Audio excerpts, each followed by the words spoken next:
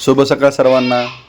चाललो बघा आता मी सकाळ सकाळचं कामावर जात असताना गाडी पण रस्त्यातच होती बघा, चढाला बाय. परत दळण घेऊन पण गेलो गिरणीत. मी दळण ठेवलं सकाळ सकाळी.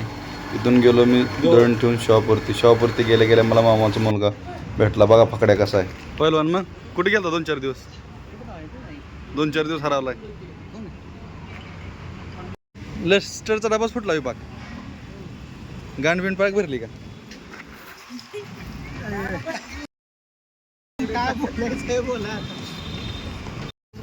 पेंटरीची लाईफ बघा. लस्टरचा डबा फुटल्यामुळे पूर्ण गाडी आणि कपडे पूर्ण खराब झालेत. आता अर्धा तास नुसतं ना पुसायच गेलं. आता आलो मी कोथरूडच्या साईडवर. बघा निसर्गरम्य वातावरण कसं आहे सोसायटीचं. झाडाचा पाला फुलं कशी दिसतात एकदम छानपैकी. साईडवर पोचलो तर बकुळवात चाललं होतं पुट्टीचं बनवायचं काम. पुट्टी बनवून झालं का त्याची म्हणजे पुट्टी भरायचं काम चालू आहे साईडवरती. म्हणून त्यानं तर पुट्टी बनवून बघा पुट्टी भरायला सुरुवात केली त्यानं. सिलिंगचं आता दुसरा कोट पुट्टी सुरू केली. कशी दिसते बघा पुट्टी काम केल्यानंतर. जुना पेंट आणि ह्यात खूप फरक दिसतो, कारण की आता आपण दुसरा कोट पुट्टी भरला आहे. पुट्टी भरून जिथं जिथं गॅप आहेत तिथं त्यानं पिओ भरायला सुरुवात केली. सरांनी थंडगार पाण्याचा ग्लास बघा बर्फ टाकून दिले, कारण की मी उन्हातून कामात आलो होतो. साईटवरती गेले का सर्व क्लायंट छान असतात, त्यामुळं आम्ही उन्हातून जात त्यांना माहीत असतं, म्हणून ते कधीही गेलं तर पाणी थंडच देतात. कोथरूड साईट व्हिजिट झाली. त्यानंतर आता मी चाललो दाहेरीला. दाहेरी सरांचा फोन आला होता. बघा हे नदीवर आहे मी, मोठ्या नदीवरती. पूर्ण खराब करून टाकले लोकांनी नदीच्याकडचे.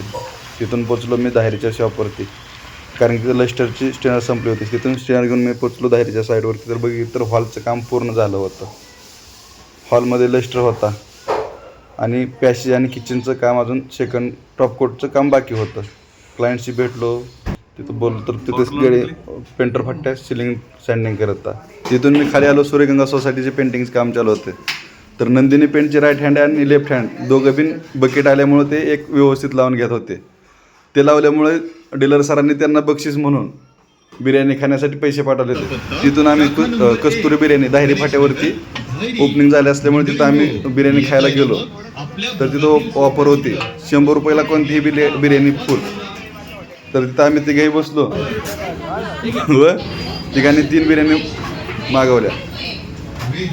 खा किती बी पोट भरून. कलरची बिर्याणी, लाल लाल कलरचा रसा. हे हातपिन झाला.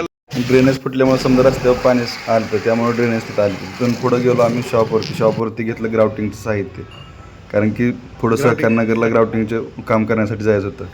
समाधानानं लगेच वरती जाऊन ग्राउटिंगचा बॉक्स आणून दिला.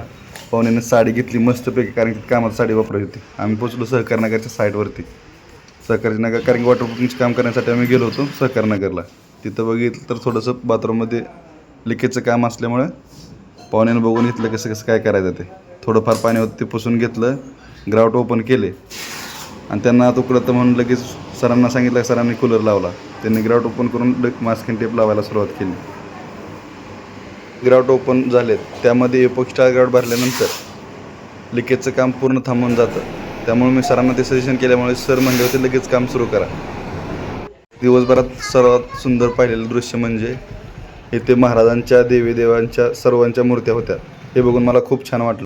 रस्त्यानं जाताना तिथंच माझी एक साईड चालू होती. त्या साईडवरून जावं म्हणलं तर गेलो तर हॉल किचनमध्ये पूर्ण सेकंड कोट पुट्टी पूर्ण झाली होती व बेडरूममध्येही पुट्टीचं काम चालू होतं. हा आज माझा दिवसभराचा झाला आहे ब्लॉग. कसा वाटला ते कमेंटमध्ये नक्की सांगा.